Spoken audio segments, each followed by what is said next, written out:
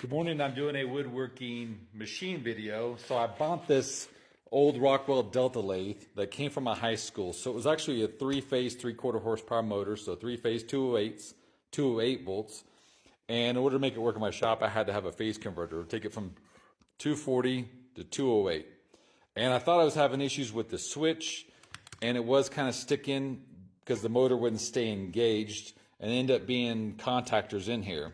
So I thought I would streamline the whole system and go from a three-quarter horsepower motor to a 1 horsepower 240 volt motor from my line right here. So I have my line going to my switch, and then from my switch I have my load going to my motor. Sounds really good, has good power.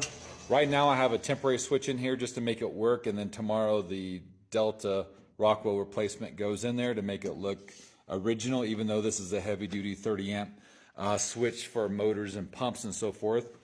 The biggest problem I ran into is this is a 56 frame motor, so I had to relocate and weld new studs in there to get it to mount. That way I had good pulley to pulley belt alignment, and then I also had to be cognizant of my clearance here as well, along with tension in there.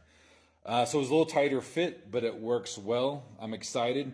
The biggest thing that I like now too is before I had my 240 volts going to the phase converter that was right here, so 240 208, and then went to my contactor control panel here with switches, which I removed all that, going to the switch, and then from the switch to the motor. So I kind of cleaned things up a lot. And that's the great thing about these old machines. You can change out the bearings, switches, pulleys, belts, upgrade, downgrade the motor, and they keep going. You might have to weld something every once in a while to get it to fit based on the age. So I'm a product from the mid-70s, and I'm sure this machine is older than me. I'm not completely sure.